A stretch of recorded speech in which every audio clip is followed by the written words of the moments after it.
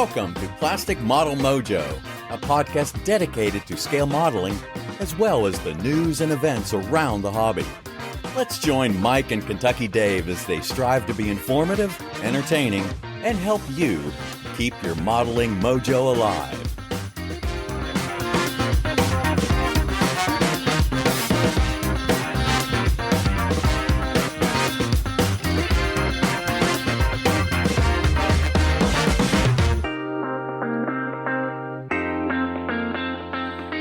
All right, Dave. Better late than never, man. Woo-wee. I know. Good grief. Nice to be back in the modern world. Yes. Light other than by candle is something that's kind of nice. Yeah, the fireplace gets kind of hot when it's not that hot outside. Not cold outside, I mean. Man, it's a tough week.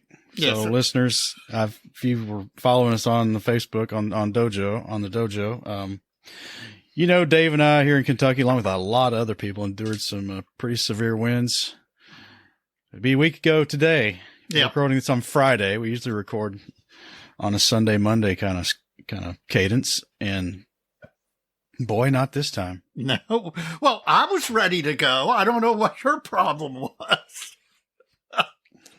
Not Yeah. on Sunday, we weren't. Yeah, well, I had it back Sunday night, so I could have recorded, but yeah, no. All joking aside, Mike, I'm tempted to complain that I lost power for 24 hours and it was a real pain and how it set my modeling and my mojo off and all.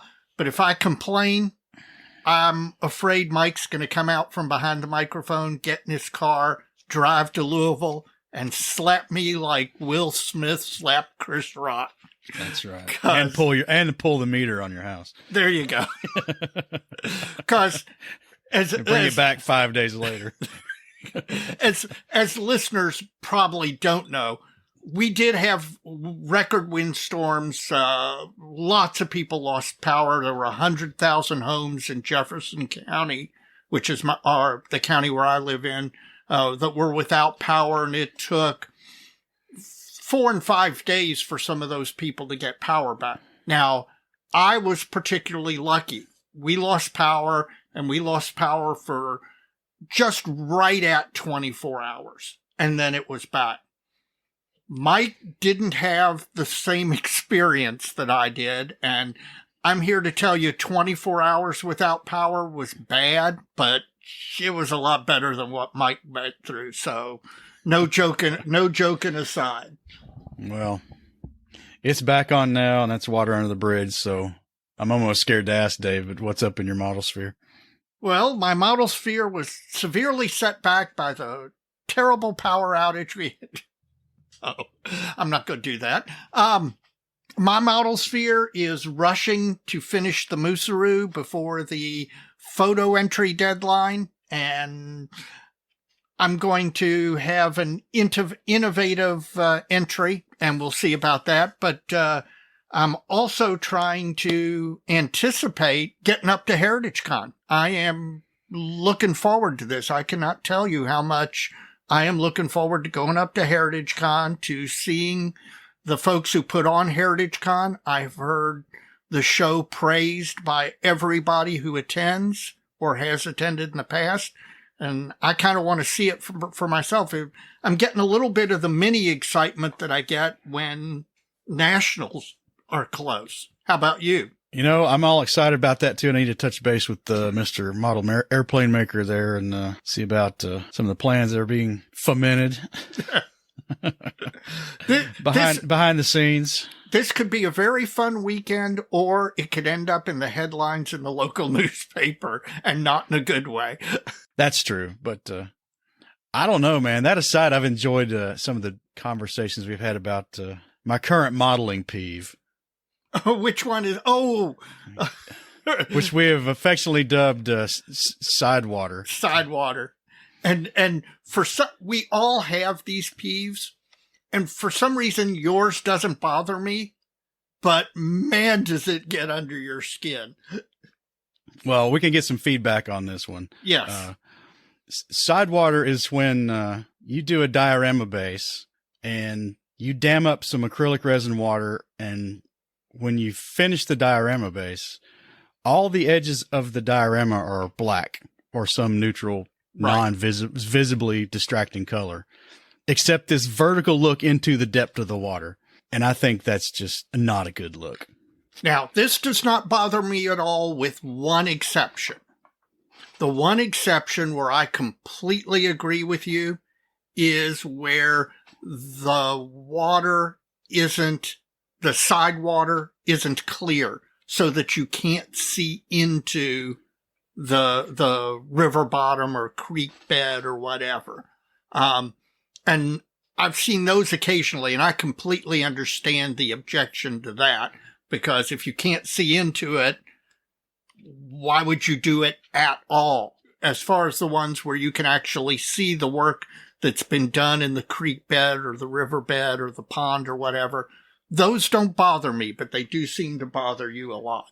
Yeah, I think they're a visual distraction because it robs realism, because you're getting a visual that you can't get in nature, at least not very easily. That's a very engineer's objection. So that's firmly and wholly owned my opinion. What do folks think? I think people do it that way because that's just the way people do it, and they don't think about it any further. I mean, if you have the side of the water exposed, why not just have all the roots and fossils and crap? And I've seen that done too. I have. In fact, I've seen that done in the rabbit hole. I've seen that one done in a World War I trench diorama. Yes. Where you see the, embedded skeleton and the rifle and the helmet in the dirt on the edge of the cut portion of the trench. So I just have a feeling. My preference is it's an all or none proposition. Yeah. So you like what Night Shift does, where he covers all the edges. He may have done some side water too. Did he do a side water once? We'll have to go back and look. I don't know. So tell us what you think, folks. It's probably just my peeve. Mike, after 5 days without power, I hope that you have in your hand a modeling fluid. Of course. It's record night. I've got something. And I hope it's something good, given what you went through. Well, it is. It's my new second, my alternate favorite again. I'm back on that Russell's Reserve 10-year, man. I'm surprised I didn't get drunk completely while you were going through 5 days without power. Well, I had a little bit of something else during that. This is a fairly new bottle. We know you're not going to be disappointed by it, so that's good. Well, I'm curious to see what you've got, because you drank all your Christmas beer last time. Well, again, my wife, affectionately referred to as the model wife, who has never listened to this podcast at all, but at Christmas, as a present, she bought me a 6-pack of variety beers that to use as modeling fluid when we record, because of course we had talked about the podcast and I talked about doing that. Well, the last recording was the last one of those. And so I told my wife I had run out, and what do you know? She delivered another 6 beers. So this is another one that the model wife got for me. It's called Quite Bright.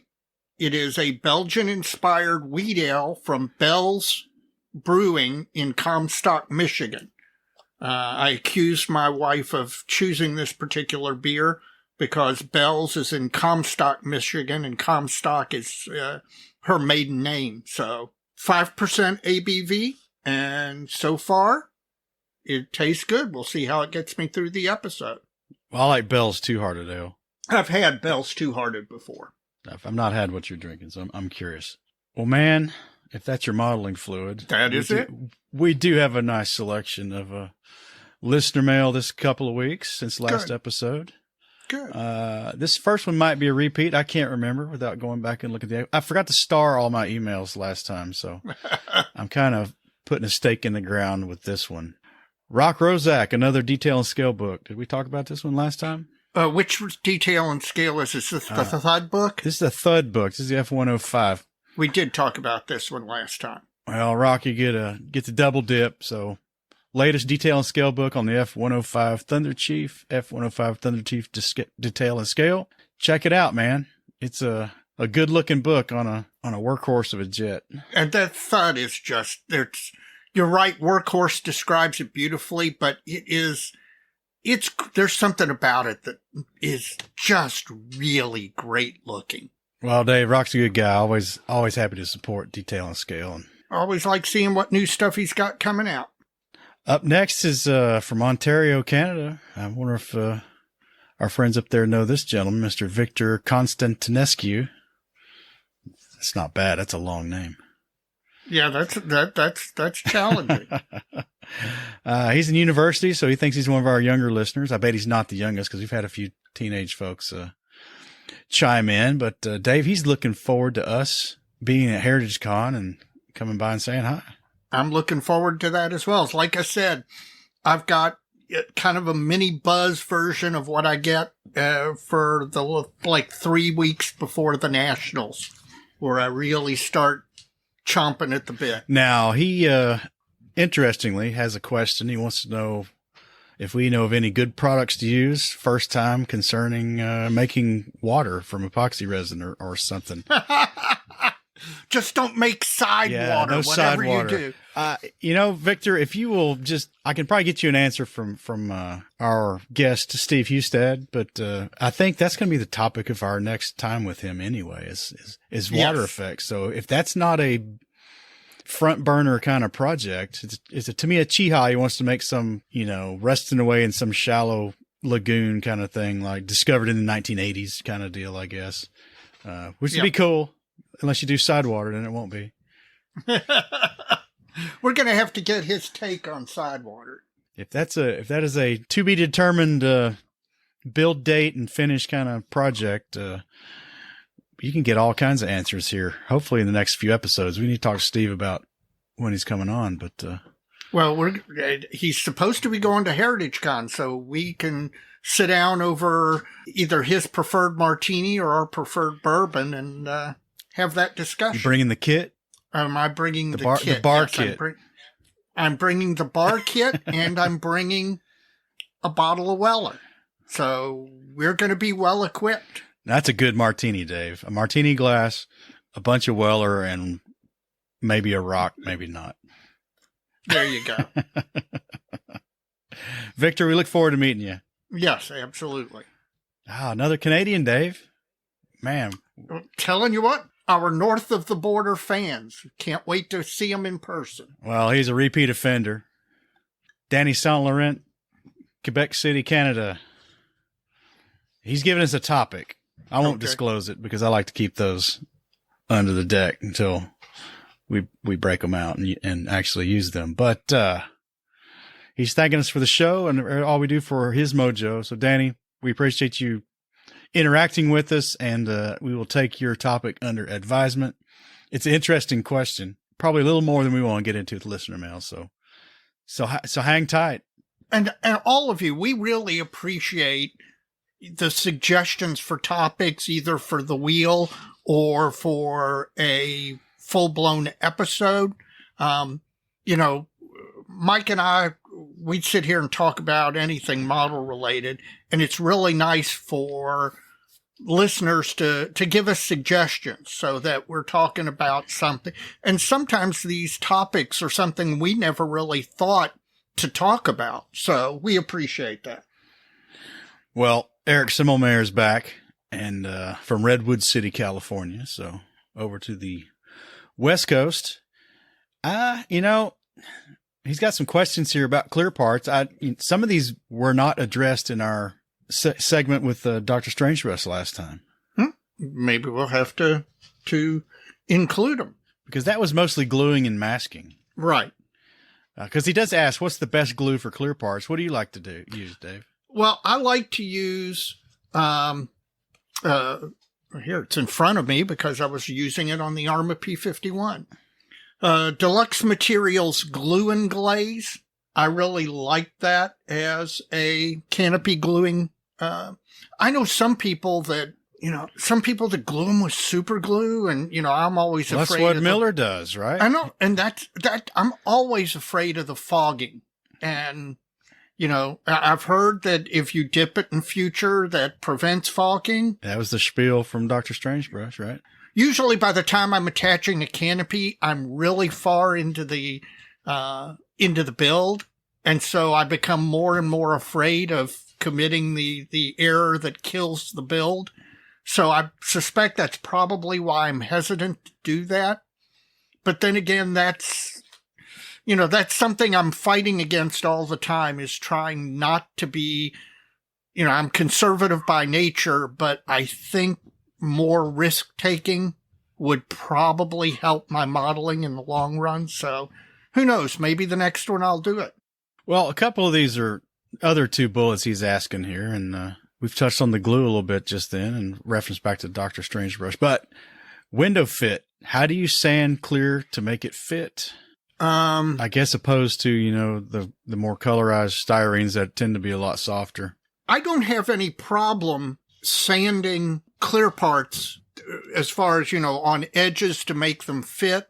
Do you just use your normal assortment of sanding sticks and files and stuff? You were anticipating where I was going. The one thing I do when I'm dealing with clear parts, I probably grade down. In other words, if I would normally use a 400 grit sanding stick to put to sand the remains of a sprue gate or a nub, or, I'm sanding to take a little off to make a part fit. With any clear part, I usually go down. So instead of a 400, it'll be an 800. Well, I guess that's technically go up, but I'm going down to a finer grit. Sure. A lot of modeling is taking your time, and, some people might get impatient, but one of the good things of modeling, having Skippy come over and sit and model next to me sometimes, speaking of which, I need to get him back here again, is that he is the most patient modeler I have ever seen. Now, that does slow him down, but, he will sand and fit, and sand and fit, and sand and fit. And by taking your time and not getting frustrated and grabbing the 80 grit sandpaper, the big metal file or rasp, it pays off. But clear parts, you really, I use the same stuff. I maybe just use more delicate versions of the same stuff. Well, he's struggling with the 70s era Haase B17 with, windows out the wazoo. Now, if he's talking about, like the little cheek windows, the ones that are, they're not canopies, but they're actual windows in the fuselage, those can be real challenging. Well, it's a double challenge for him because, what was he building? He was building a Jolly Green Giant helicopter. Oh, okay. Now, it's now a paint mule because he's punching the windows back into the finished fuselage. Yeah. Might be a glue issue, he says. Yeah, probably is. Probably. Now, I tell you, for that, if you're really ballsy, we've been watching those, who's that guy on YouTube building all the old vintage Airfix stuff? Greg's models. Greg's models, where he just glues those suckers in like concrete and then polish them, sands the crap out of them and polishes them back to a shine. And that is one technique to do. You glue the clear part in, not worrying at all about, fine fit or the polish or trying to avoid whatever. Because the truth is, with clear styrene, you can always polish it back to clear. Now, it's a lot of work because, you're using 4,000 grit, then 6,000 grit, then 8,000 grit. And the tail of your T-shirt. Right. And then you've got the wax and the polish. Toothpaste.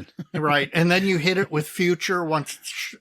So it can be done that way. Now, like I said, that's more work. But, yeah, you're not going to punch a window out there. Now, the opposite version is to not use the clear plastic at all and use something like glue and glaze or what's the Crystal Clear. Crystal Clear, or VMS makes a product as well. Same thing.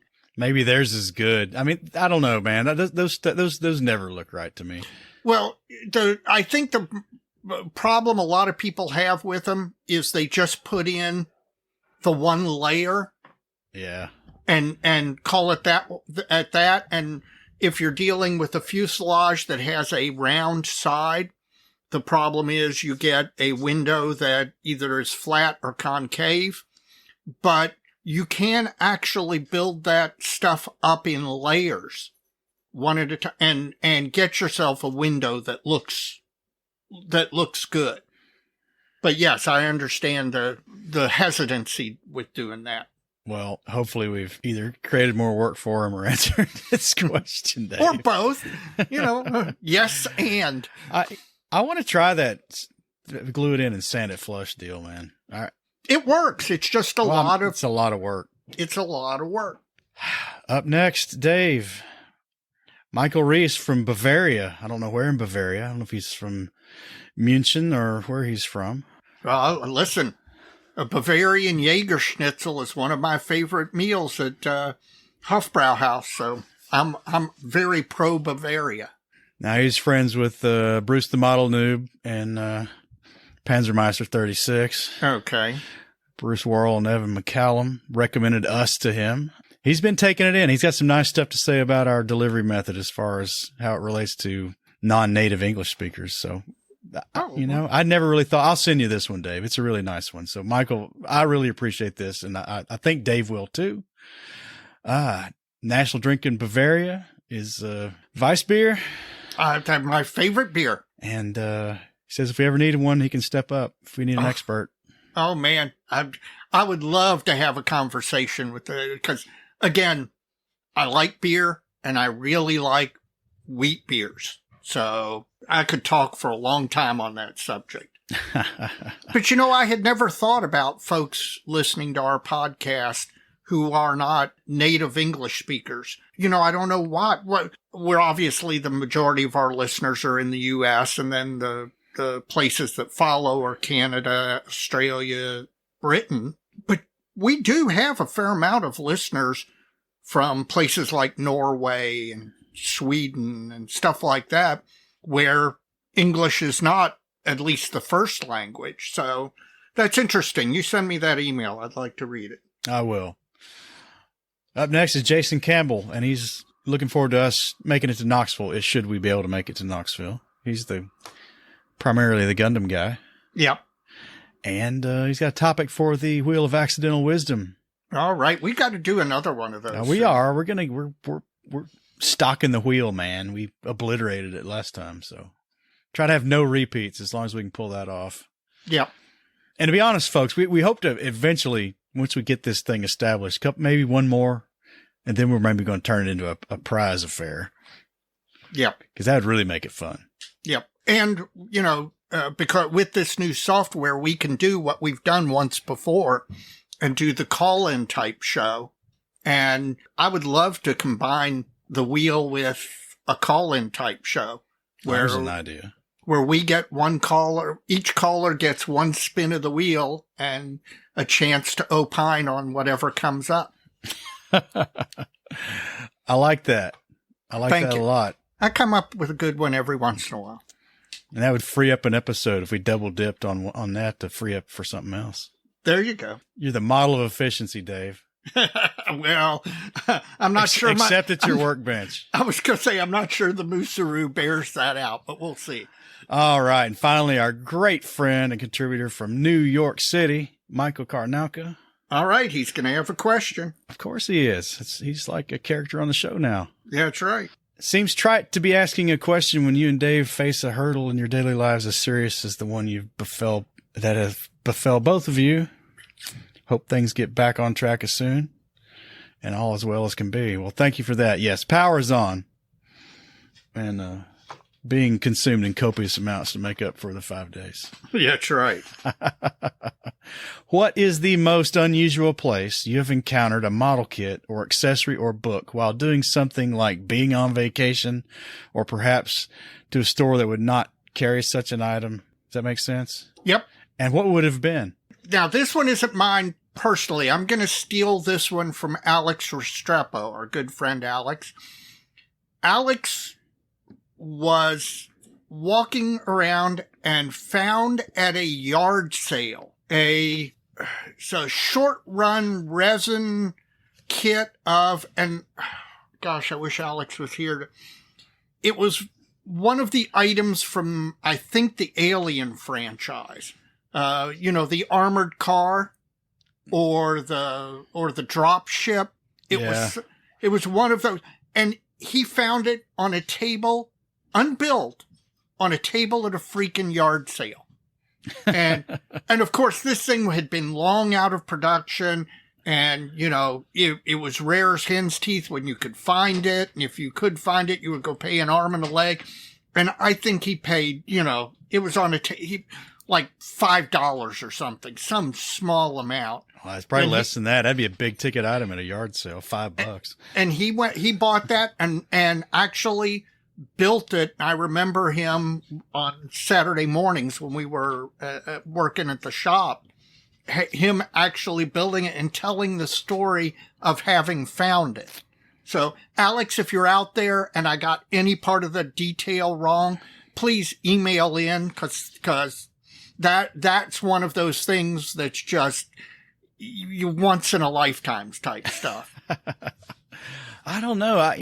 Similarly, I see a lot of stuff at like antique malls and stuff when I go in there. Every once in a while, you'll see a vintage kit or something. Yep. But more in the spirit of what he's asking, I can't think of anything that I've stumbled in on that wasn't, was out of place. You know what what I mean? You do occasionally run across an antique mall or an antique shop where all of a sudden there's a couple of plastic kits, and they tend to be stuff from the 70s and 80s. I remember, you remember Billy Carter? Yes. There was a model kit released, I think, of a pickup truck. Yeah, Billy Carter's pickup truck. And I saw that at an antique mall once, but... I know one. This is kind of interesting. Back home in Johnson City, Tennessee, it's not there now because this chain of stores is completely gone now. It's McCrory's. Yep. McCrory's, it was like a 5 and dime store. Yep. And they were in the mall, and they were one of the original stores when they built the mall in Johnson City. They're long gone, but it had a lunch counter and everything.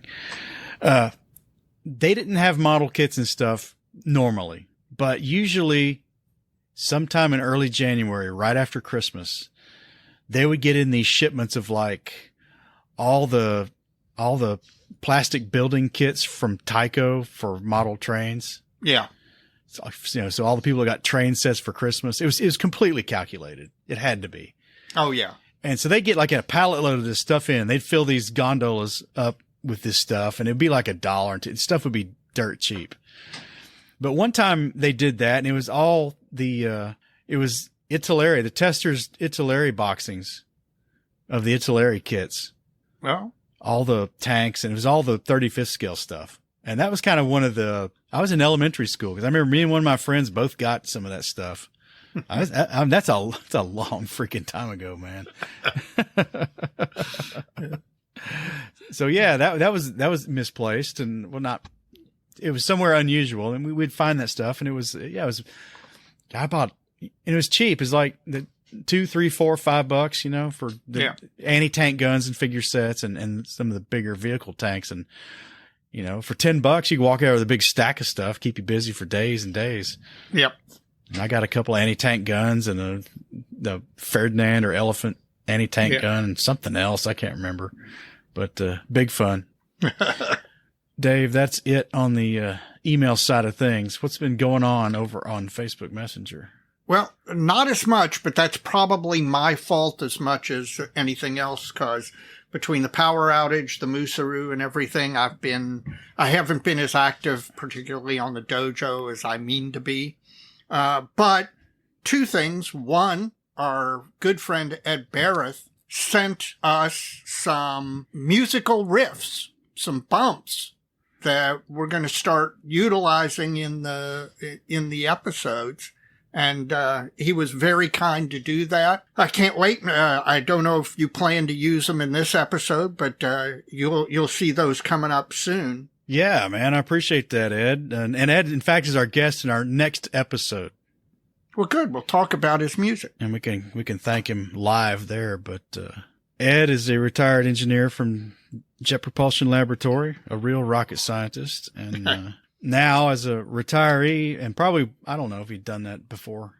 Yeah, he's probably always been a musician at some level, but now he's playing in some bands, I think. And I asked him for a little favor to support the show in a non-monetary way, and he obliged. And man, it's cool. It's actually kind of cool, man, because we got Bob did our intro and an ad for us, and now Ed's throwing in some bass licks that we're going to use for bump music. So it's kind of cool, man. Hey, it's a collaboration.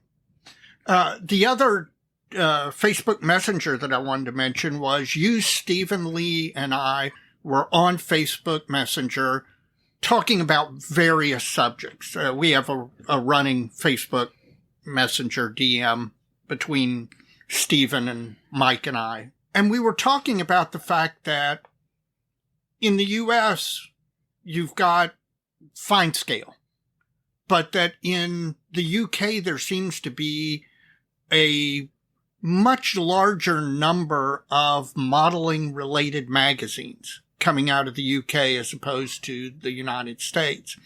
And not necessarily coming up with an answer as to why that is, but it's noticeable, and given the size of the modeling communities in each country, I do find it fascinating. There's a lot of things going on in the UK versus the US. It's not just print magazines. It's like the number of attendees who make it to Scale Model World. Yeah. Versus the population of that country. Yep. And how that compares the IPMS Nationals and the population of this country. Yep. Yeah, there's a disconnect there somewhere. That's a whole nother ball of wax. Yep. I would like to dive into that because, I mean, clearly there are certainly flavors to modeling in different countries as far as level of interest, the magazines and stuff. And well, it's just like we've always known that the Japanese market is completely different than anywhere else. And we know that we don't see half the stuff that they make there that is consumed wholly by their internal markets. And it's just a fascinating twist on our hobby. And I would love to occasionally, if we do this over time, talk to people from other countries, have them on as guests and talk to them about the similarities and the differences in the way the hobby presents in their country as opposed to here in the U.S. or in Canada, which I think is similar enough to the U.S. that it's pretty much the same. All right, man. Is that all you got? That's it.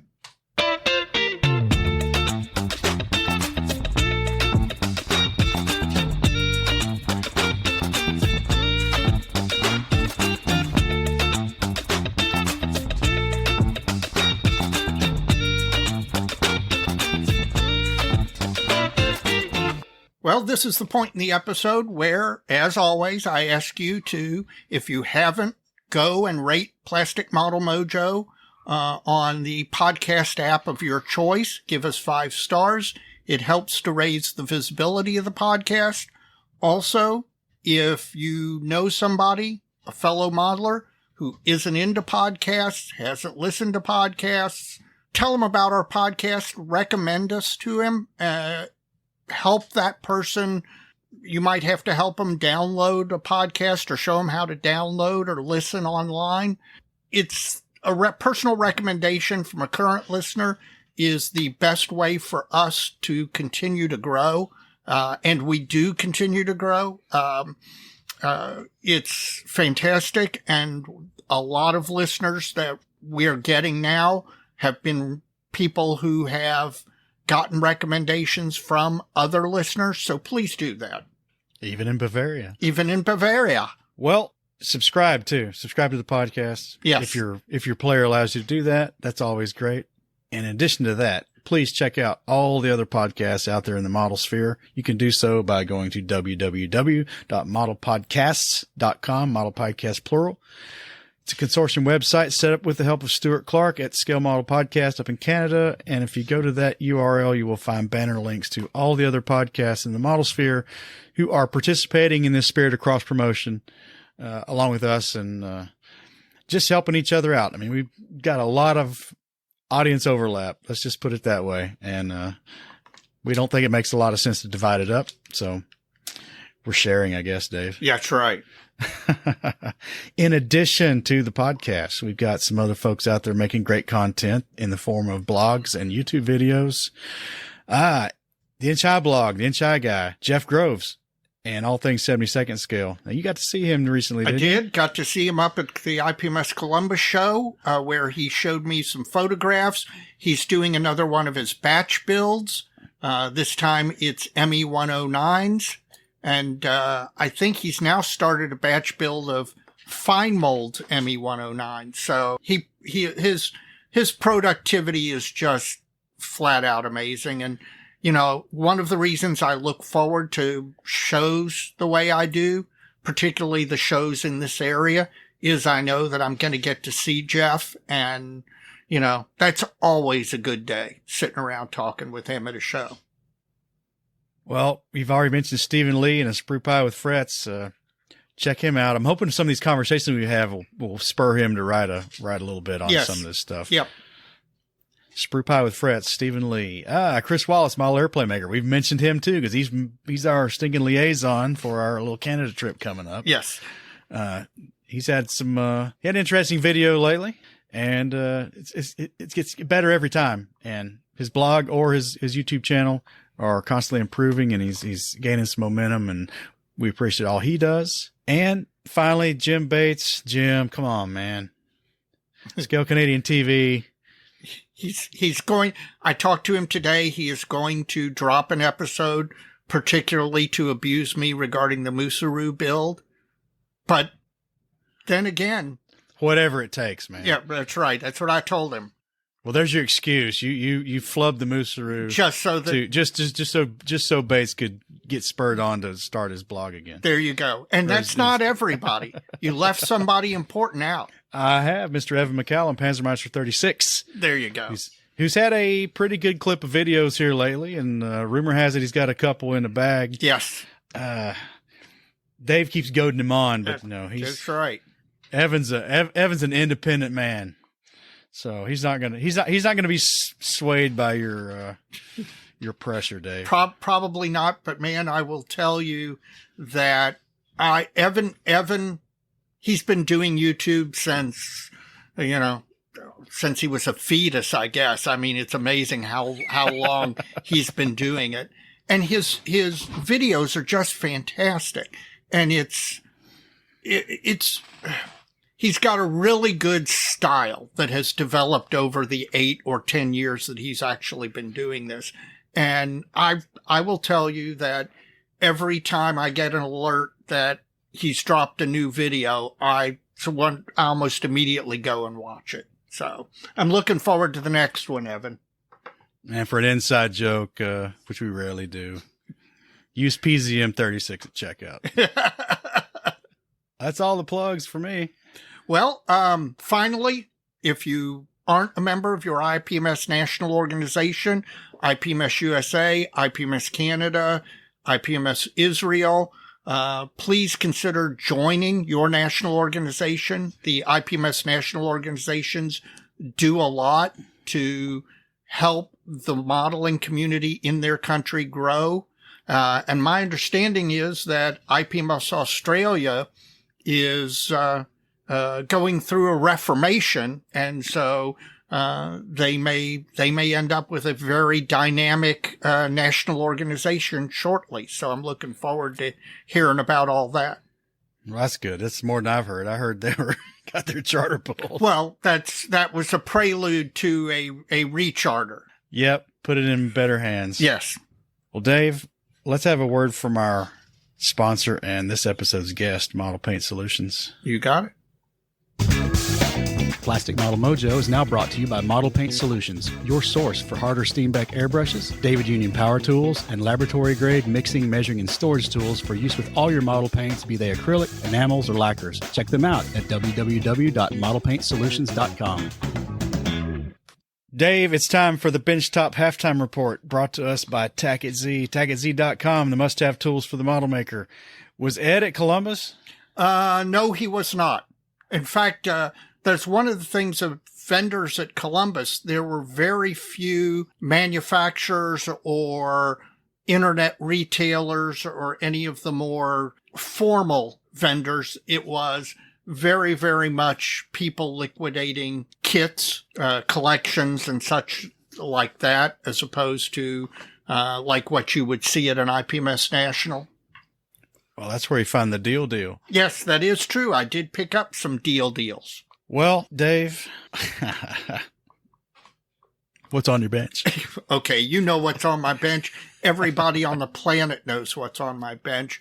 The Musaru is the Arma P51, which will be done for Heritage Con. It will be on the table at Heritage Con. And just like the buff was at Nationals. Yeah, well, no, I didn't promise the buff at Nationals. This is a Mosquito at Nationals 2 years ago that didn't make it. But I've been obviously solely working on it to the exclusion of everything else. I've kind of made a resolution to myself, and that is part of the conversation that I had up in Cincinnati with Barry and Jeff about building faster. And if you build faster and build more, that the skill will develop from doing that. I'm becoming more and more convinced that that is correct. Well, for you. Well, okay. Well, I didn't mean that in a pejorative. Yeah, sure you did. I just don't think, I don't know, man. I'm not willing to sacrifice the quality to get faster. I don't think faster is that important to me. Well, see, what my hope is that by building faster, well, one of the ideas that I've had is that, and Alan Hall, actually, for those of you who don't know, Alan Hall was the publisher for years and years of the British magazine Scale Aircraft Modeling. And he did an editorial once where he talked about that modeling and modeling skills aren't like riding a bike, that if you don't utilize them, they degrade over time. And I think that's true. And conversely, I think that by using them more and more quickly, that they will get better and better. So I'm thinking that this year I'm going to at least try to take a run at that and see at the end of the year what I think about it. So that's my bench and my modeling philosophy for 2023. What's your bench look like? Well, what did I talk about last time? Had I finished the little kilometer post last time? I think I have. I think you had just finished the kilometer post last time. So we won't talk about that. I have started weathering the catapult boom. Well, the whole catapult for that matter. Right. Well, no, the boom, because I already weathered the launch mechanism, didn't I? Right. This is going to be interesting because this gets into another one of our running conversations with our Ottawan friends. So I'm going through this weathering process on this catapult, and it's got all these really lightly molded, the relief is really shallow. Delicate on a lot of the rivet detail. Which, doing the wash and come back with the damp brush of spirits and taking it off is not working real well. Well, it's working, but it's just a lot of work. Yeah. It makes me think that hearkening back to the old paint wash dry brush days might actually be a better strategy for this thing. I don't know. It's too late now because I've already started. I'm not going to do one side one way and one the other. That won't work out too well.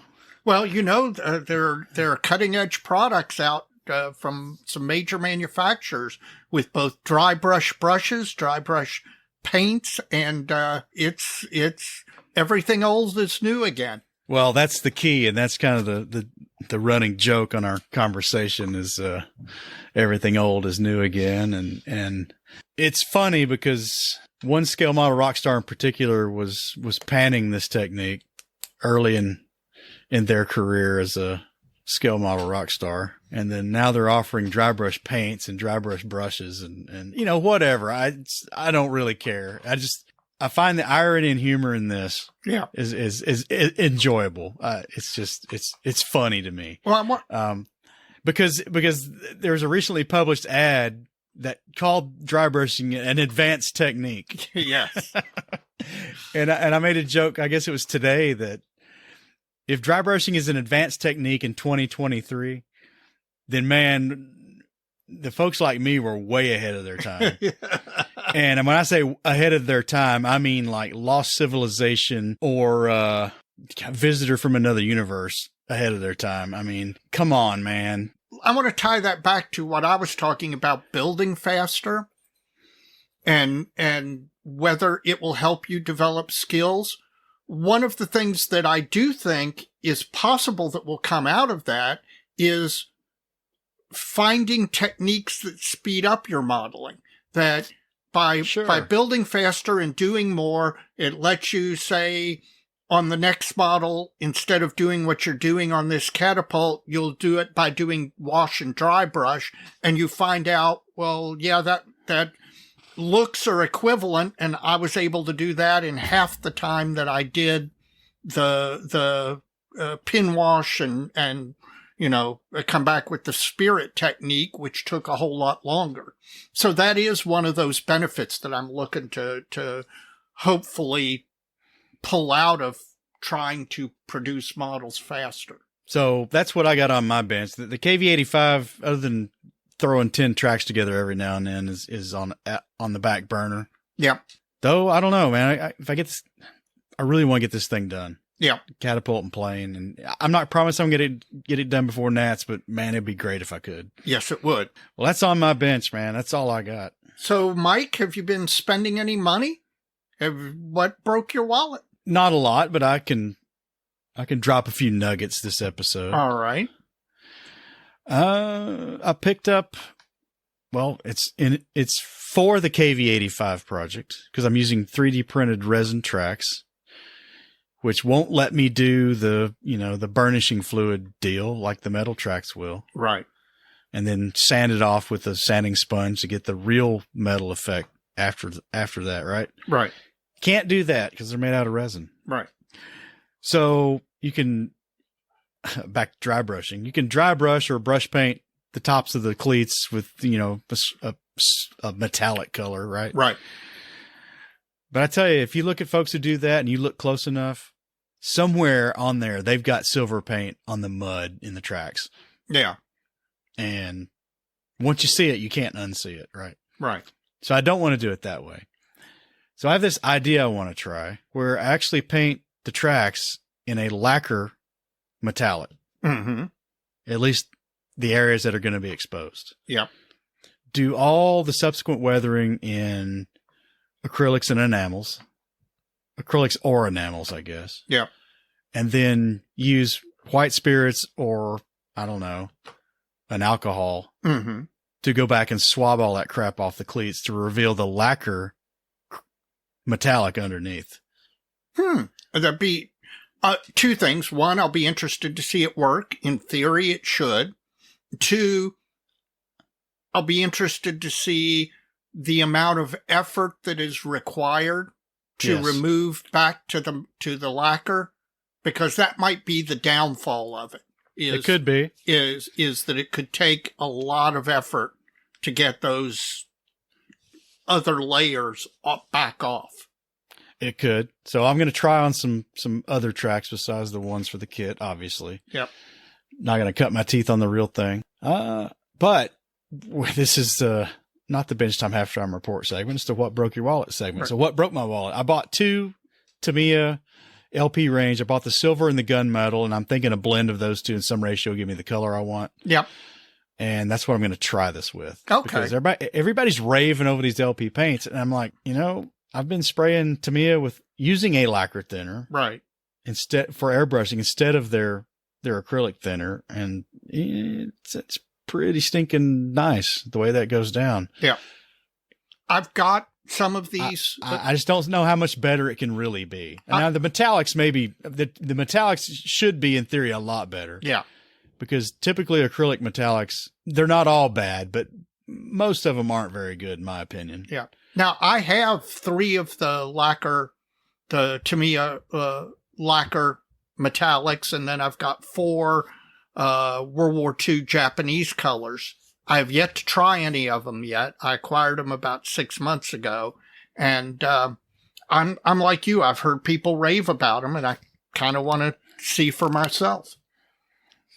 So it's just learning something new, and then maybe I'll be smitten by them and go from there. We'll see what happens. But that's what I bought, and then I got something in the mail today.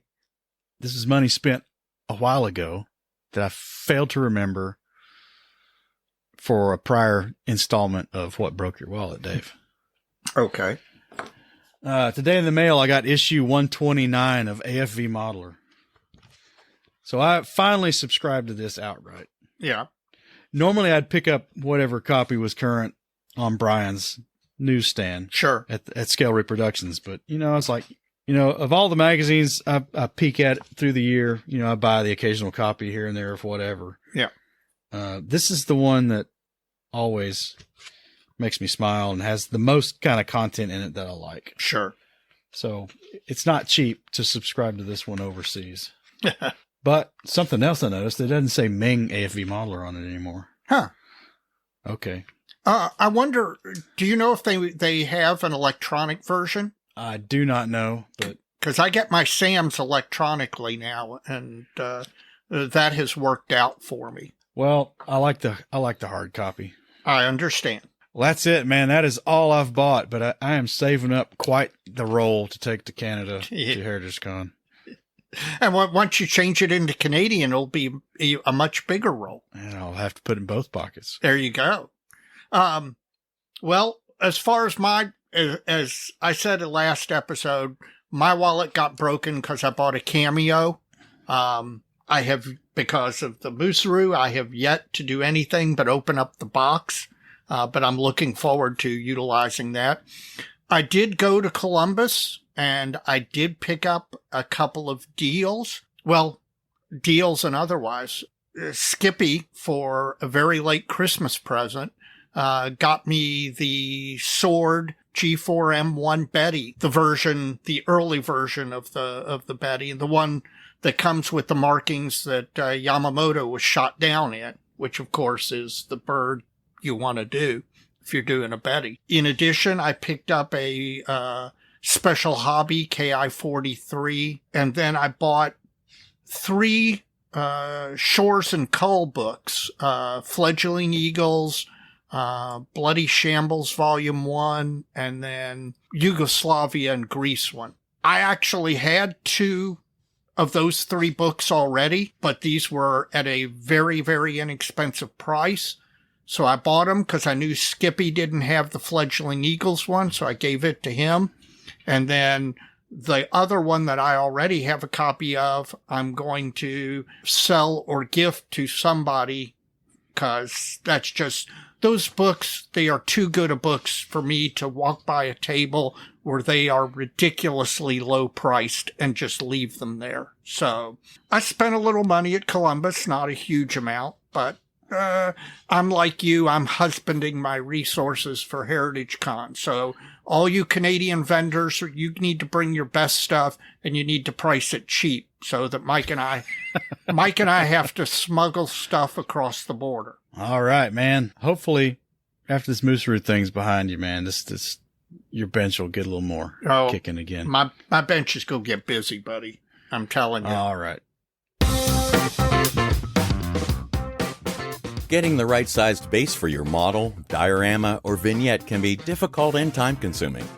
Bases by Bill has the solution with their all-new custom-sized display bases. Offering sizes of 4 to 30 inches, you choose the dimensions you want and get the size you need every time. And they can laser engrave the base with a unit emblem or text, all to your specifications. Better still, shipping is included within the lower U.S. 48 states. Built by modelers for modelers, Bases by Bill has bases and display cases for any type of model and for any size. Visit their website at basesbybill.com to see their products or to get your own custom-built base or display case quote. Use the code MOJO at checkout to apply a 15% listener discount to your order. That code again is MOJO for 15% off. Bases by Bill for all your model display needs. Well, Dave, our guest tonight is Dr. Strangebrush. The title of this segment is Get Into the Groove, and we're going to be talking a little bit about that fear-inducing activity called scribing. I need a prescription from the doctor because this is one of my weaker areas of modeling. So let's get to it and listen to what he's got to say. Well, Dave, the good doctor is in the house again. Dr. Strangebrush, Dr. John Miller. John, how's things? Things are well. How about yourself? Well, they're good for me now that the electricity's back on. But I tell you, this is a topic tonight that I think it's one of those topics that it's like the modeling skill equivalent to knowledge is power. Because I think folks struggle with particularly aircraft models and sanding seams and stuff because of all the crap they're going to obliterate doing that. Mm-hmm. And knowing how to fearlessly step up to the plate and rescribe lines or scribe lines where there are none on a kit you paid a lot of money for, maybe, is something that would be very useful in the bag of tricks. So, John Miller, we're going to talk about scribing tonight. We are. And I have to preface this by saying, I want you to understand how honest I mean this. I mean, from the bottom of my heart, I hate scribing. Yes. Amen, brother. Preach. I just loathe it. Preach it. Truly. And, I liken this to, that old adage, if you want to get something done, you don't give it to somebody who has a lot of time. You give it to somebody who's has a full schedule. You ever heard that? Yep. So if you want the best approach, or at least the least painful approach to scribing, you don't go to somebody who likes scribing. I don't think outside of a mental institution there is such a person. Does that include people that maybe should be institutionalized? Well, maybe so. We'd have to debate that. But seriously, John, I'm exactly the same way. You want to talk about the list of things that not only do I hate to do, but that are most likely to go wrong at some point during the time that you're doing it. Yes. That's scribing, man. Yes. It's evil. It's an evil thing. It is. It is. And because it's an evil but necessary evil, I've spent a lot of time coming up with the what I like to think is, the easiest approach to making what is the most loathsome chore of model building just a little bit more palatable. So when we go forward here, just keep in mind that everything that we're going to talk about, at least my experience on scribing, is based on what I do at the bench and what I've been doing for about the last 20 years. So with that in mind, the first thing I like to impress upon everybody, who's going to think about scribing or rescribing a line is you have to be patient. Yeah. That's the key. Well, there's one thing that I think in the discussion of scribing and rescribing that I think has to be the start point for the entire discussion. And that is, the less you obliterate, the less you have to rescribe. I couldn't agree more. Because, I mean, I used to be much more carefree when it comes to sanding off seams and such, and not caring nearly as much about all that I was obliterating, and Right. then find myself faced with, well, great, now I've got to do more of the thing I hate the most. Right. Yeah, and that goes for even when you're using an aircraft model as an example, when you're putting the fuselage halves together, right? Yeah. At first, you put those things together, and you put a little time into putting making sure they're aligned. But once you get into the whole scribing game, you put way more time into looking at the inscribed lines on each side of the fuselage halves and making sure as best you can that they're aligned. Yeah. Because if not, right, as you know, half a millimeter, full millimeter off between the two, well, you're going to end up having to fill that in and kind of blend it over the top so you don't get that, Z shape. Wave shape, yeah. Yeah. So I couldn't agree more. I couldn't agree. Spend a little time thinking ahead, both when you're gluing the model together, when you're filling seams, when you're putting putty on the model, take a step back and make sure you're not going to be making more work for yourself down the line by filling in an inscribed line. Well, and that you mentioned that putty, which I think is an important point. I was talking about avoiding obliterating by heavy-handedly sanding more than you need to. Mm-hmm. I think the same thing applies with putty. Don't put more on. Be precise in your putty application rather than just slopping it on thinking, well, I'm going to sand most of it off anyway. Right. Put as little as possible. As little as possible. And here's another one for you. Let's say you're again, aircraft model reference. If you've put a wing to the fuselage, that's Spitfire, and you have a ridge where the wing fillet on the fuselage meets the wing fillet on the wing. Does that make sense? Yep. Okay. You may want to think about thinking ahead a little bit and going to whatever side is higher than the other, whatever side is more proud, right? And inscribing that line a little deeper before you blend the fillet in. Yeah. So, it's going to look like a trench before you start blending the fillet in, but by the time you blend the fillet in, that trench will hopefully, if you have the right touch, it'll be roughly the same width and depth as the inscribed lines around it. Gotcha. So you can always prescribe a line. If you know you're going to be sanding and blending, in a given area, think about prescribing that line a little deeper than it already is in anticipation of losing a little bit of material off the top. Well, with scribing, I think probably, other than taking your time and patience, I think probably one of the most important things is what you use to rescribe. So I want to hear what Dr. Miller prescribes when he's prescribing a scribing tool or scribing tools. What is his prescription? Well, let's back up before we get too far down the road. I'm sure John's got an outline or something. Well, you know what? It's funny.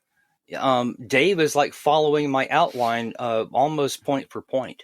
Okay. Well, I've got those cameras in your house, and they come in handy from time to time. And I was just assuming he was derailing it. So no, not at all. He's right. And the thing is, I put choosing the tools as pretty much the first segment here to cover. Well, I did that in choosing a podcast host. Because thank you, Mike. That's a key consideration in if you're going to be doing some scribing is what tools are you going to use? And there are a plethora of scribing tools out there. And I have tried most of them, from the old squadron scribing tool that looked more like a dental pick, thing, to because it was exactly, to the Ulfa, to this, to that, to used airbrush needles, to sewing needles, to yada yada. And after many years, and this is going to sound like a shameless plug, but let me preface this by saying that anybody who spent a little time on Model Paint Solutions knows that really the site is an outgrowth of my bench. Yeah. So if there's a tool on the site, I can guarantee you, what I almost said, that it's going to be on my bench. There are no tools that are on Model Paint Solutions because it was a good deal, or I got a bulk deal or something like that. So that said, I'm very pleased and proud that I have the UMM series of scribers 001, 2, and 3 on my site, and through a special relationship I have with John Voyachek at UMM USA. And if anybody knows John, this guy does some top-notch tools. Yep. I was going to tell you that the scribers that I have that I use 95% of the time are those 3 scribers. Yes, You're just exactly right. And I've tried all of them. Yep. And these are the ones that I settled on. And long before I started Model Paint Solutions, I had these 3 scribers, on my bench, using them every day. Yep. So when I started Model Paint, I made a special relationship or a special arrangement with John to put these scribers on the site. And the thing about them is they're a V-shaped blade, okay, and they're exceedingly sharp. Yes, they are. And the thing is, each one of the scribers, 1, 2, and 3, what I find the most handy about them is that blade shape is reproduced on both the pulling end of the tool, which is where you put that blade, on the plastic and you pull the scriber across the plastic to inscribe the line. You can also turn that tool around in your hand and use the other end to push the line. Right. And the blade on the pushing end of the tool is exactly the same angle and aggressiveness, if you will, as it is on the pulling side of the tool. Well, and where I find this most helpful is, if you can imagine just for a second, go to your mind's eye. One of the most difficult things to deal with in a scribing situation is something where you have a 90-degree angle. Yep. And you have a line going down the vertical side of that angle and then making a 90-degree turn onto the horizontal plane of that angle. And most scribing tools, you can get close to that corner, the very crux of the angle, but you can't get the tool into the corner. With the UMM tools, you can drag that line up to the corner and then turn the tool around and push the line into the corner. Yep. And I gave a lot of thought to how to explain that. And that really is, I think, one of the best aspects of those tools is you can get them into corners and continue your line. The other thing is, if you spend some time with those tools, you'll find that the 001 is probably the most aggressive blade. And it's the one I actually use the most of, unless it's a smaller scale or finer lines, in which the 002 is absolutely ideal. Yeah. The 003 is somewhere in between the two with regards to aggressiveness and blade size. Yep. So you can kind of match the tool to whatever the inscribing is on the model, right? So I can't say enough about these scribers. These are my favorite scribers. But there's one more scriber in my toolkit that's just as important as these, and that is a small and a large needle point scriber, perfectly round. Do you have anybody particulars in mind? Do you? Well, as just happens to be the case, Dave. We're good with those transitions, man. The Profile Accessories makes a really nice needle scriber that I've had on the site now for a couple of years. And in one little package, you get both a small needle and a large needle, and in a fitting on each end of the tool to put those needles on at the same time. So where do you think the needle, as opposed to the blade style scriber, which UMM 1, 2, and 3 are, where does the needle come in handy? Well, it most often comes in handy working on curves. Because what I find is, especially if you're trying to scribe a curved line, and you've used some of this rubberized tape that you can get a very nice, curved line out of the tape. It sticks really nicely. 3M makes it. It's going to be going up on the site in the next week or two. I've been sitting on it for a while. And it comes in 3 widths. It's a 3M product, and it's often used for masking, painting masking for curved lines, but it's also really good for scribing. with one caveat. Since the tape is a bit rubbery, so it can conform and go around curves, it's a bit soft. Right. So when you go to lay your scriber up against that tape, if it's a curved line that you're trying to scribe, if it's a scriber with a blade, like one of the UMM scribers, it's going to grab into that rubberized tape. Yeah. Whereas if you're using a rounded needlepoint scriber, you can get it right up against the side of that slightly soft tape and just very carefully follow the contours of it and not have the blade dig into the tape and ruin your line. Well, and something you said there that I think is really important is you talked about laying the needle up against the tape and then just dragging it. In other words, not trying to actually, at least initially, engrave. You're more dragging it initially just to create the line that then all your scribing afterward is going to follow. Once again, you now have me concerned that indeed you have photographs of my outline. Yes, well, those Chinese spies are not cheap, but they're worth it. Yeah, I put it up on TikTok last night. I figured it would be fine. There you go.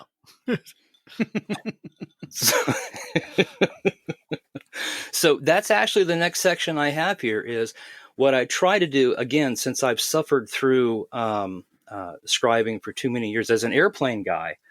My big thing was always the wing fillets, horizontal stab to vertical stab fillets, panel lines, that kind of stuff that would either be lost or filled in with putty, and you'd be forced to deal with a curved surface that you were rescribing into. Yeah. So because of that, I've kind of come up with what I'd like to think is like a two-step process for inscribing the line, exactly what you were referring to earlier.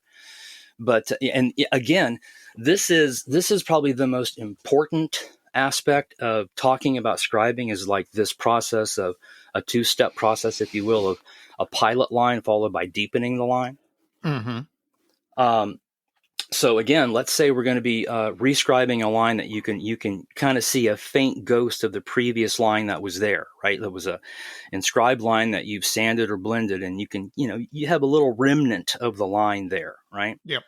So the first thing I would do with that is, if there's enough of the remnant left to get a good guide, I would go right to a UMM scriber, probably the 001 or 2, and I would actually use the hooked end, put it in the remnant of the line, and push the scriber along the line.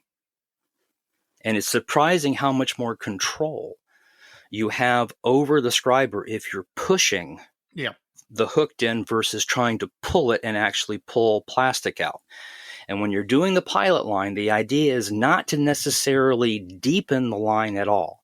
It is simply to keep the scriber in that remnant of the line and move the scriber multiple times. The idea is not 1 or 2 strokes with pressure, but 6 or 7 strokes with very little pressure, but a lot of accuracy. Right. Almost just the weight of the blade or the weight of the needle scriber in and of itself, with no pressure being applied by you or your muscles. Exactly. You're just dragging it, or you're just running it along the line to Exactly. In fact, the needlepoint scriber that I've got on the site that comes from Profile, it's actually got a fair amount of heft to it. I like heavy tools. Right. I don't like light tools. And that is almost heavy enough that for a pilot line, especially if you're using the small needle, you can rest the needle on the model and almost let the weight of the tool give all the pressure that you need when you're scribing your pilot line. Yeah. And that's just in preparation for what would be the next step, which would be deepening or actually scribing that line once you have put a pilot line in to guide the scriber. And the reason for the pilot line is that once you've established a groove, once you've established even the lightest groove, anything you come in and do after that is going to naturally follow. Right. Whereas if you're trying to do that with pressure in your initial pass, then you're not guided anywhere, and it's much easier to go left or go right when you don't want to. Yeah, that's where I think most of my mistakes are made earlier on, is skipping over the pilot line step. Yeah. And doing one or two passes and saying, okay, well, I've refreshed that line enough. Now I'm going to put some pressure on it and get this thing done.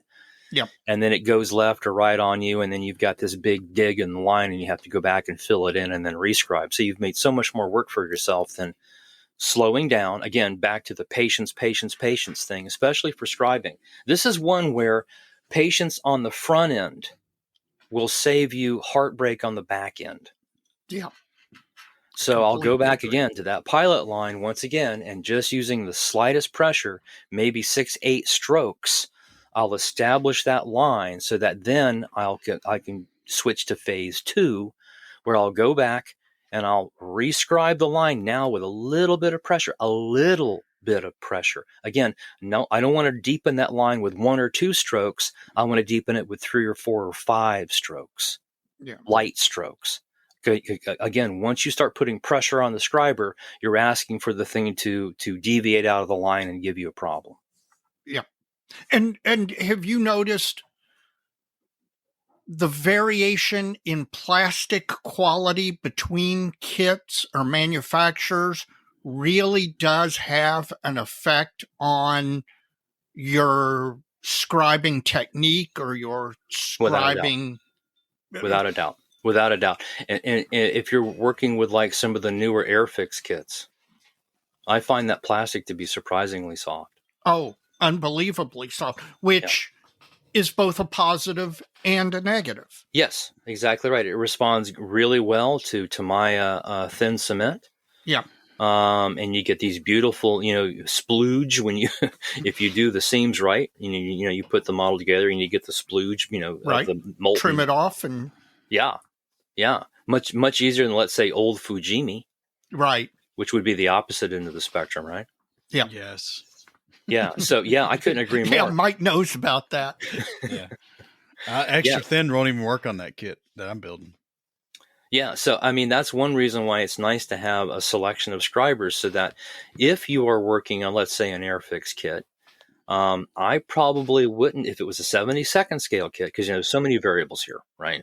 But if you're dealing a 72nd scale kit, I probably wouldn't pick up a 001 to rescribe it, because number one, the blade is just too aggressive for that soft plastic. Yeah. So for something like a 72nd Airfix kit, I would switch over to a 002. Well, and something I wanted to comment on that you alluded to earlier regarding John Wojtek and these scribers. Yeah. These things are designed, and I'm sure he has somebody manufacture them, but he designed them, and he's a modeler first and foremost. Yeah. He is a modeler.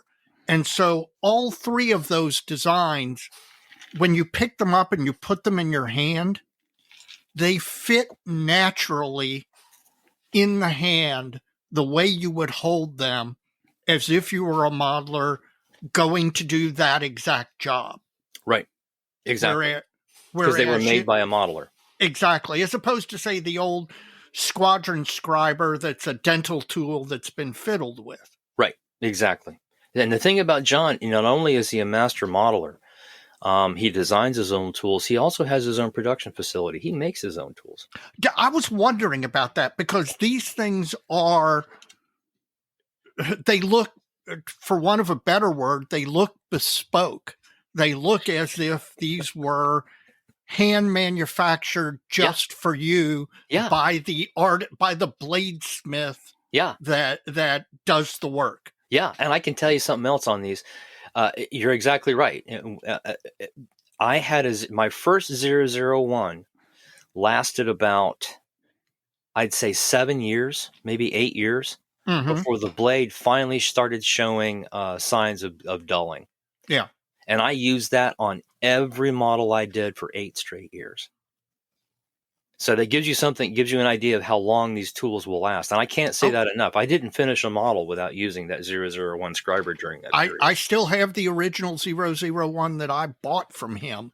Yeah. When it came out, when he first released it.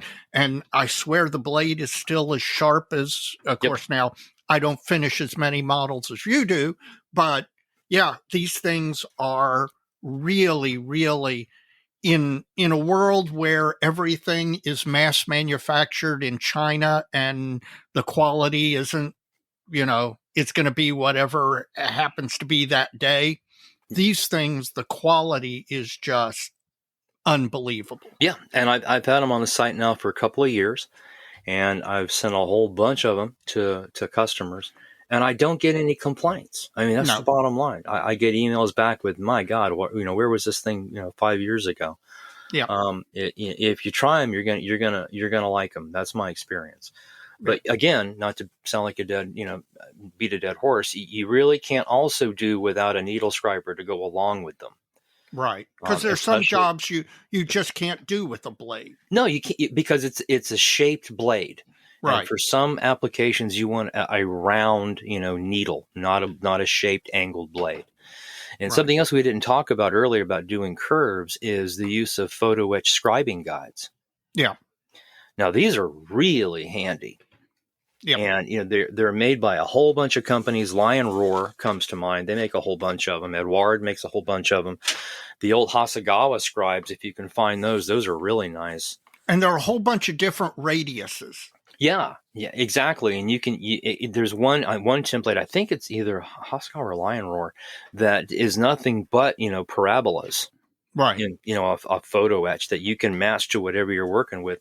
And the nice thing about the photo etch pieces is that you can bend them to conform to curves.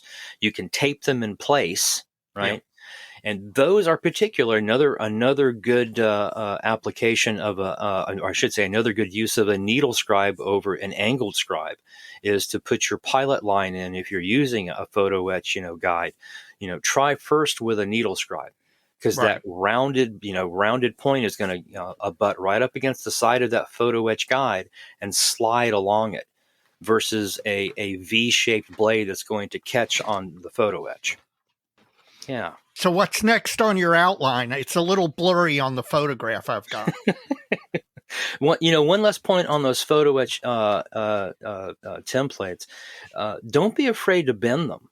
Because you can always go to Lowe's or Home Depot and get yourself a big pair of duck-bill pliers. Yep. And spend a couple of minutes with duck-bill pliers, and you can bend them just as flat as they were when they were brand new. So, a lot of guys are like, I don't want to bend it. No, you can bend it because you can always straighten it afterwards. Yeah. So it's meant to be bent. Yeah, and then also one more tip on that, and shameless plug time. Again, on the site, because I've used it for years and I've had good luck with it, is a plastic scribing tape, about 3 millimeter wide and 6 millimeter wide. Is this the clear stuff? This is the clear stuff. I purchased this from your site, and I really, really like it. Yeah. I mean, it's slippery, isn't it? It is. But it's slippery, but it's both. And this is really weird to describe. It's both stiff yet pliable. Yes. Which is really, really a combination you wouldn't think you could get in a material. Yeah. That's why I put it on the site. When I first tried it, I thought, man, this is the stuff. Yep. So that what I like about it is it's very sticky. So once you put it on the model and you burnish it down, with a burnishing tool, it is not going to move. Right. So you can put a fair amount of pressure on it, and it's going to be right where you put it. The other thing is the material that it's made of. It's a very slippery or slick plastic, and so there are no burrs, no rough edges anywhere on this tape. It's perfectly smooth on the edges, so the scribing tool slides along the side of it, and if you first take that scribing tape, and it's easier with the 6 millimeter, it's a little wider to work with, put that on a piece of glass, grab yourself a straight edge and a brand new X-Acto blade, cut yourself a strip of that scribing tape that's maybe only a millimeter wide, And what you can find is you can actually get that to conform to a surprising a degree of curve. Right. Like wrapping it around a fuselage or a cowl. a cowl. There you go. And that's always a real bugger is, if you've got a cowl, especially, and the line is always going to be on the front portion of the cowl that's curved. Yes. Yeah. So, I mean, that's probably one of the harder ones. And for that, it's either find yourself a photo etch guide that has the appropriately sized hole, or what I like to do is go to that, the clear scribing tape, cut a thin strip, get it to conform around the cowl, and then use that as a guide for a rounded scribe or a needle scribe first. And then once I make my pilot line with the needle scribe, I pull the tape off and I'll switch to a 002 or 001, depending. And then I'll use that pilot line to actually scribe the line. You made a point there that I wanted to emphasize because I don't want people to miss it. You talked about this tape not having burrs or imperfections. Yeah. If you're using any sort of tape to guide to be a masking guide or a engraving guide, any burr, any defect in the tape will be reproduced in whatever you engrave. Worse, it'll be magnified. Yeah. Yeah. Yep. I agree. And I'm not sure that people realize that when they, you can't just rip off any old piece of tape, lay it down and use it as a guide if it's not got at that perfect edge, which this clear tape, the scribing guide tape really does. Well, we've talked a lot about this tape. We've not said exactly who makes it and what it is. All right. I just know it off of Dr. Miller's website, a scribing tape, clear, 3mm. Who does actually make it? High-Q Parts. Okay, I think I saw that on the package. High-Q Parts makes it, and I'm lucky to have a distributor that consistently has it in stock because it goes in and out with other distributors. And it's made by High-Q Parts, and it comes in 3 and 6mm. It's a big roll. Yes, I mean, one roll is going to last you a couple of years. Yeah, it'll last you forever. Yeah. So anyway, that's it's High-Q Parts. Now we've gotten people scribing. We've gotten people using guides. We've gotten people using pilot lines and all that. But inevitably, occasionally, you will make a mistake. Before we get to the mistake. Oh, I've jumped ahead in the outline. Sorry. Obviously, your photograph was blurred. Yeah, it was blurry. Sorry. Before we get to the mistakes, let's think about back to that perfect, which doesn't exist, but that perfect line that you've just scribed. So first you put your tape down, you used your needle scribe, and you put in a nice pilot line. You pull your tape, you switch to a 002, let's say. You scribe your line. Everything is looking good, right? Mm-hmm. But you get the tiniest little shards or tiny little roughness on each side of the inscribed line. If you put your 3x cheaters on or your 5x cheaters and take a look at the line, you can see that it can be, depending on the plastic and all the variables, it can be a little rough on each side. Right. Burrs. Burrs. Good. Yeah. Good word. So burrs. So what some guys do, I've not actually ever seen it done, nor have I ever tried it myself, but some guys say that they take Tamiya thin cement. Yep. I do this. You do this? Yes. Well, wow. Because I don't have the guts. Well, but now here's the one thing you do. You're not putting glue down in a line. What you do is, you take the Tamiya extra thin, you get 90% of it off the brush. So that if you ran it on your skin, it would feel almost dry. And so then you drag it along that line, and and what little is left will melt that little, because these burrs are if you've done your job right, these burrs are very, very fine. Yeah. You just want to eliminate them. Yeah. So No, that makes a yeah, lot more sense versus putting a drop and letting it by capillary action run the whole length of the yeah, line. yeah. No, Yeah. I get. It's almost like dry brushing. You get 95% of the fluid off the brush. Mm-hmm. Mm-hmm. But yes, So, I have done that. so that's not a trick I've actually tried. Although after you described it like that, I will give that a go next time. What I've been doing for years is just getting I think it's the white Scotch Brite. Yeah, You can get from Lowe's or Home Depot. It's the least aggressive. yeah, And I'll take a piece of that, and I'll a 2-inch square piece, and I'll rough it up on a piece of glass just to make it a little softer before I use it on plastic. yeah. And then with a very, very soft touch, I will Scotch Brite the inscribed lines, making sure that I move the Scotch Brite 90 degrees to the inscribed line. Gotcha. And that takes all the burrs off the side. Pretty much. I also don't hesitate to very carefully run the scriber again through all the lines one more time after doing that to get all Just the to dust. pull the dust out. Yeah, exactly. That's why scribing is so much work. So you pilot line, then you Yep. deepen the line, and then you take care of the burrs, and then you have to go back if you're serious and with a small, scriber and get the dust out of the line. It's a lot of work. Yeah, which is why you should be careful with what you eliminate, because the more you eliminate, the more you have to rescribe. And two, this makes me really, really admire these modelers who take an older model with raised lines. Yep. And they rescribe everything. Yep. I mean, that to me is just an amount of effort that I stand in awe of. Yeah, I agree. I've not done it. I've seen guys at the Nationals that have rescribed an old kit, and wow, I don't Yep. have that patience. Yeah, I just don't.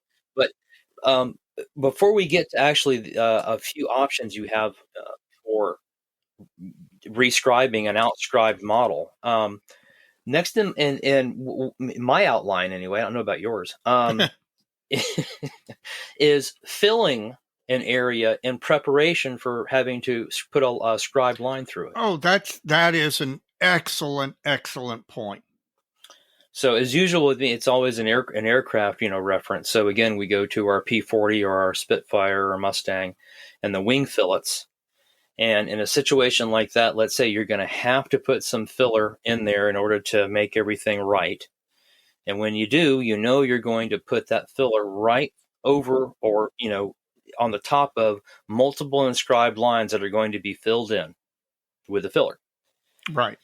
So now some guys can use the Mr. Surfacer 500, Mr. Surfacer 1000, which is very, very soft.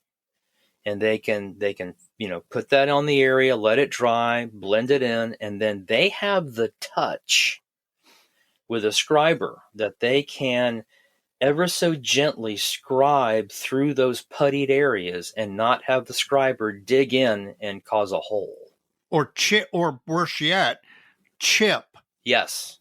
Yeah, I'm not one of those guys. I'm there with you. And that is if you are rescribing over an area where you have used filler, the two big problems are that it's the material you're scribing through changes texture between the plastic and the fill material.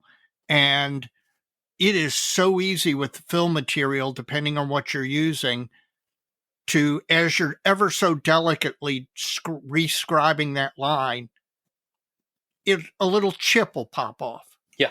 And it's just enough to make that line look like it's been rescribed through filler material and chipped. And the most challenging is, again, back to that rounded wing fillet. Yep. And you have a line of putty running 90 degrees to, the curve of the fillet, if you will. And you're going to have to scribe through that curve, through the putty. Yeah. And I never could develop that touch. I got a friend of mine that is a very, very good modeler that does have that touch, can scribe through it. I can't. So what I have been using for years, and I talked about this before, is CA CA glue and talcum powder. Mm-hmm. What I like about CA and talcum powder is you can vary the proportions of talc and CA, and when you combine the two, they combine quite nicely actually, and it makes kind of like a toothpaste kind of consistency. Now, the more talc you put in, okay, the softer that material will be when it's dry. If you put more CA in relative to talc, the harder the material will be when it's dry. Right. So if I'm working with an Airfix kit, which has pretty soft plastic, I know just from experience to add a bit more talc than CA and come up with a filler that has roughly the same density as does the plastic I'm working with. If I was doing an old Fujimi Phantom with that hard plastic, I would mix my talc and CA at different proportions so that the resulting material, the fill material, would be harder and would be closer to the density of the plastic that I'm working with. When you apply that mixture, yeah, do you use anything to accelerate its drying, or do you just let it set naturally? No, I one of the things I like best about using CA and talc is that you can zip kick it. Okay, and so you do use Zip Kicker. Oh yeah, most definitely, because unlike Mr. Surfacer or on any of the putties where you're going to put that on, and if you work with those putties, you can probably sand it in 3 or 4 hours, but I usually give it 12. Exactly. It's usually best to go overnight to make sure it's going to sand well. Because it dries on top first before it dries under. Yes, exactly. Putty. And so you think it's dry and you start sanding and you hit wet putty. Yep. Whereas with CA talc, once you fill the area in with the material, then you take a little drop of Zip Kicker, put that on there, and that hardens in about 30 seconds. And then you can take after it with a file or a sandpaper or do whatever you got to do because it's ready to go. So that's one more reason I like using it. But the main reason is, let me give some proportions here. If you're sitting at your bench and I'm going to mix up some CA talc filler, I will take an amount of talc about as round as a nickel. Okay. Yeah. And maybe mound it up 2 or 3 millimeters. Okay. And then I'll put a little depression in the middle of that nickel-sized, amount of talcum powder. And inside the depression, I'll put maybe 3 or 4 good-sized drops of CA. And the CA is not the thin stuff. You want to use the gap-filling stuff. And I like the medium stuff by Bob Smith Industries and the purple label. I'll put 3 or 4 good-sized drops of medium CA into that nickel-sized dollop of talcum powder. And then with a toothpick, I'll incorporate the two. And it immediately takes on again, a toothpaste kind of consistency. It gets thicker with time, so you have to work with it a little quickly, especially if you want it to be more liquid and you want it to flow, then you want to mix it and get it on the model quickly.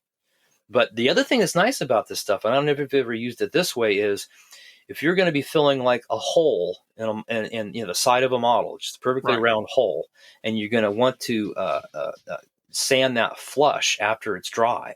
The nice thing about the CA talc mix is that after it starts kicking off, it goes through a stage right before it becomes completely hardened that it has the consistency of cheddar cheese. And it cuts with a knife or an X-Acto beautifully. So you can put the CA talc into the area that you're filling, wait a few minutes for it to start kicking off, grab your blade and carve it, and carve a lot of the excess off before you zip kick it. So then let's go on to where you have scribed, and for whatever reason you have scribed imperfectly.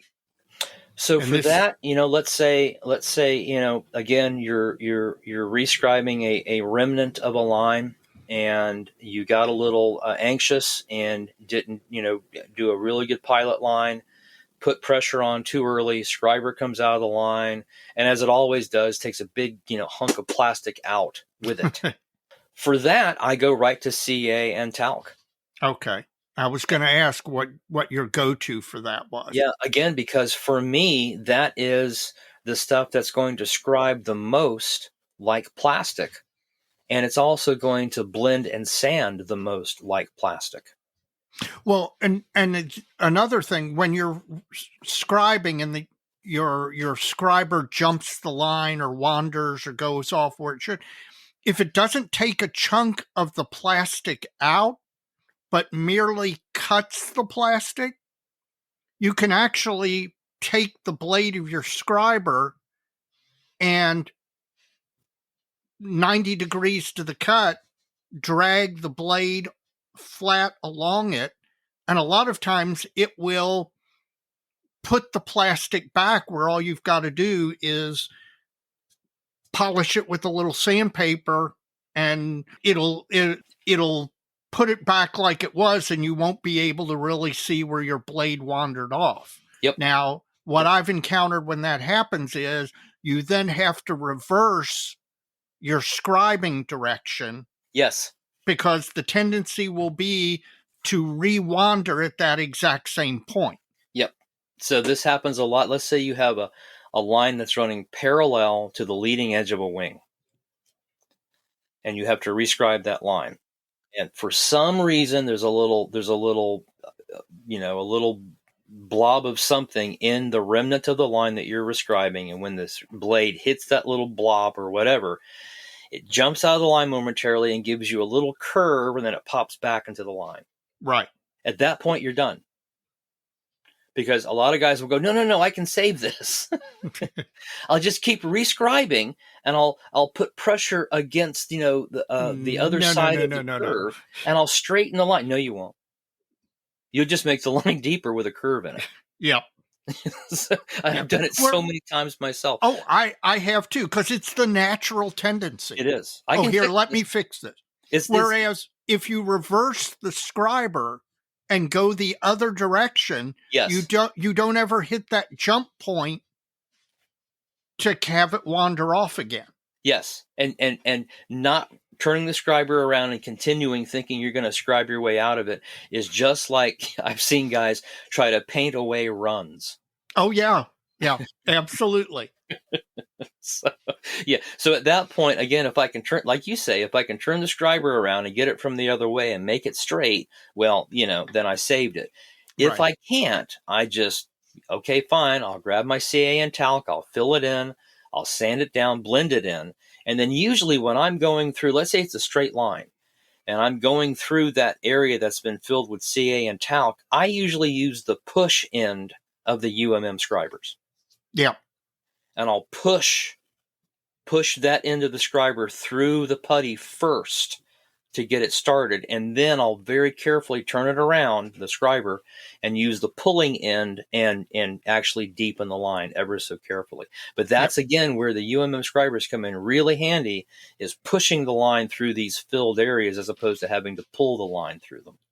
And that is, again, going back to these UMM scribers, the fact that they have both of those, both the push and the pull on the same tool. Right. Because most scribing tools, to go back to the Squadron dental tool thing, there's no push and pull. It's just pull. Right. Exactly. That's it. John put a lot of thought and time into those tools when he did. And again, as you said earlier, those tools came from a modeler off of a modeler's bench. Yep. So and they fit so naturally in your hand, it's not funny. Yep, agreed. It's amazing. So the last thing on my outline here is what you brought up earlier, and that is, to rescribe outscribed lines or not. That is the question. Okay. And one thing to approach this is if you're thinking about rescribing all of the outscribed lines on a model, and it's a large model, I've got the old 1/72nd scale space shuttle, Yep. which I'm dying to build, but it's all outscribed. And You so, mean what you mean is raised panel lines? yeah, right? raised panel lines, outscribed, exactly, in relief. Yeah. And so, and it's in white plastic, the best, yes. the best plastic to rescribe in. Yeah, and it's huge. I mean, by 72nd scale standards, that is a big model, right? Yep. So at that point, when you're looking at that, you think about, you just consider counseling a little bit, probably. And if counseling doesn't work, you have a couple of options here before you commit to actually rescribing the entirety of that model. One option is, and it involves a little bit of a technique, but you can knock those outscribe or in relief lines down, buff them down a little bit so they're not so proud. And then after you build the model, you can, if you develop the technique, to use a little bit of enamel panel liner and let the panel liner run along the length of the outscribed line. And it gives you kind of a shadow that runs parallel to the outscribed portion of the line. Now it's not as good as inscribing it, but it can save you, potentially weeks, hundreds of hours. Yeah. And guys who have developed this technique, I actually saw the shuttle done, and this is what whoever built it, this is what he did. He knocked all the lines down, and then used an enamel panel liner to just highlight them. And he clearly had his technique, because you could see where the enamel panel liner was removed, leaving just the faintest hint of a shadow where where it's up against the inscribed line. And from 2 or 3 feet away, it looked absolutely beautiful. You're tricking the eye is basically what you're doing. Yes, completely. Now, the other technique I've heard, if you've decided that sanity is not for you, and you're going to completely rescribe a raised panel line model, one of the things that I heard people who've done this, and I've done it once myself, the old Hasegawa 72nd scale 0, when it was raised panel lines before they redid it with inscribed panel lines. But in any model like that, where you have raised panel lines, go to the point where all of the panel lines intersect with each other, and drill a hole, very fine hole. Then you sand away all the panel lines, and you have these holes that become like a connect the dot feature. Wow. You're going to have to fill those holes, though. Oh, yes. You're right. The holes get filled, or what they do. I mean, you're not making big holes. They either, if you can do it delicately enough, they become part of the panel line. Right. I get you now. Right. But if not, you're right. You have to do some filling that you're then going to rescribe through. But at least gives you the ability to lay down straight edges and draw lines. What might be easier is to actually use the outscribed lines as guides. And simply, and for this is where something like the 001 or 2 would be ideal, once you actually, you develop the touch with it. And use the outscribed lines as guides. Yeah, and just simply run along next to them. Just run along next to them, and get to the point where you've got, 0.5 millimeter, 1/4 millimeter, enough depth so that when you go back with your sandpaper, buffing tools, whatever, to take the outscribed line down, you'll leave the inscribed line. And, for those areas, I've done this a little bit, with some aircraft models. And for those areas where you have the entire model is outscribed, and you have a 90 degree, where a cross, if you will, where 2 lines meet at 90 degrees. Yeah. So I'll take the shortest of the 2, and let's say the vertical is shorter and the horizontal is longer. I'll take a little notch out of the vertical line where I'm going to be scribing on the horizontal line. Did I make any sense? Yeah, no, that makes perfect sense. So you get this nice, the longest line is what the eye is going to catch, right? So you notch all the vertical ones going into the longest line, scribe that longest line. And then again, not to beat a dead horse, but where the UMM tools come in handy is pushing. And that's where, when you have those areas where you have just maybe a half a millimeter, that you have to connect, that's when you can turn the tool and push the blade to connect your lines. It's a lot of work. Oh, yeah. No, listen, you know me, life is too short to build old, crappy kits. I cannot think of a kit that I would be so motivated that I would completely rescribe a race panel line model. No, I can't either. The only one is the shuttle, as I said. And then every time I look at that box, I just shake my head and walk away. I agree. I completely agree. Well, that's about it on my outline here, guys, on scribing. We're right at an hour. And can you think of anything that we haven't covered? Mike, do you have anything that you want to ask him? John, you brought us a long way from scribing, the basic plastic, to the fillers to use, to the tools to use. And I hope now that I've got some courage to do this, because this is where I always come up short. I always sand out some lines and I have to go back and do them. And just thank you for coming back on again and helping us through some of this. Yeah, not a problem. Scribing is, as we started with, scribing is a necessary evil for those who take the sport seriously. But with a couple of tricks, and the big thing I think with scribing is the tools. Yep. And once you get the right tools in hand and patience, it's a technique that can be at least made palatable, if not enjoyable. Yep. No, I completely agree. Right, guys, I enjoyed it. All right. You take care. You too.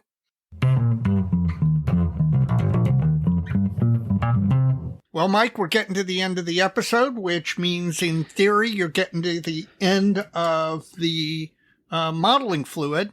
Now, since you're reprising an old favorite, I hope that there's no surprise. There's no surprise, man. And I tell you, I'm really vindicated on this one, because I don't never know what other folks are going to like. But since I got introduced to this one, we've gifted it to somebody. Well, my wife's boss is who it was. He loved it. We've had a couple of listeners post photos of the bottle to us or to the dojo. Yep. And then somebody else said something. I can't remember who it was. Yeah. Russell's Reserve, 10-year aged. It's just really good. Well, you can't go wrong with a 10-year. I mean, that adds so much body and so many of the subtle flavors by aging it that long. So, yeah, I can see how that's a good one. I think 10 to 12 is kind of a sweet spot, in my opinion. I completely agree. For the price, this is highly recommended. Russell's Reserve 10-year, highly recommended. We're going to have to take a bottle up to Canada. That's what I was going to suggest. We're going to need to take a bottle to Canada, and we're going to need to have some in the dojo down in San Marcos. That's right, man. Well, how's your beer, man? Actually, I just finished it up. It's quite bright, Belgian-inspired wheat ale by Bell's from Comstock, Michigan. 5.0% ABV, and very, very light, very refreshing. Since it's only 5%, it's certainly something that I wouldn't be worried about going out and mowing the lawn while drinking it, because it's got a good flavor to it. I really enjoyed it. That's my first time trying it, and I definitely would drink that again. Well, folks, there's 2 solid thumbs up. There you go. So, Mike, do you have any shout-outs before we sign off? I do, Dave. First, I want to shout out all those who've helped Plastic Model Mojo financially by contributing either through Patreon or PayPal. Those would be Mr. Mark Doremus, Brad Ralston, Jason Campbell, and John Bryan. Those folks have all contributed either through PayPal or our Patreon page. And if you'd like to join these folks in helping out with the show, you can do so by going to www.patreon.com/plasticmodelmojo.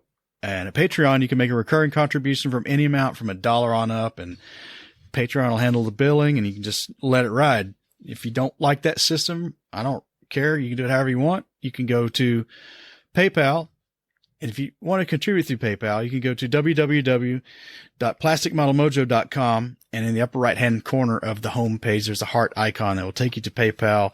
Unless you make a one-time or your own managed recurring contribution there, any amount you want, down to the penny. It doesn't really matter there at PayPal, but however you choose to do it, the fact that you've chosen to do it makes us very happy and very appreciative, because it's helping us get a lot done around here. It's paying for a lot of stuff to help bring you this show. And we're having a lot of fun doing it, and we really appreciate we appreciate the feedback, and glad you're enjoying it. And I'm glad you're enjoying it enough to show us a little love with your wallet. So thank you very much.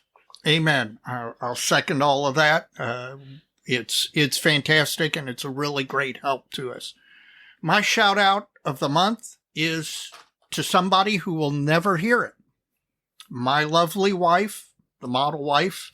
Shout out to her for supplying me with new modeling fluids so that the listeners get to hear new beers, new bourbons, and whatever every episode. So I was lucky. I married well. I highly recommend it to those of you out there. If you're not already, find yourself a woman who will buy you a 6-pack of beer. You know what you can tell her next time, Dave? What?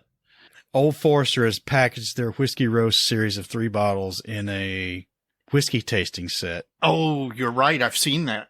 And I guess they're probably like 325 milliliter bottles. Yeah. They're smalls. Yeah. Like half size. That's a good idea. Oh, I'll have to. It ain't cheap. I mean, for bourbon, it's still cheap, but yeah, it's like 80 something bucks. Well, that's great. I'll have to do that. That's diabolical. All right. Good. I'll do that. Well, Dave, we're at the bloody end again. Yep. You know what they say, Mike. So many kids. So little time, Dave. See you on the other side. All right.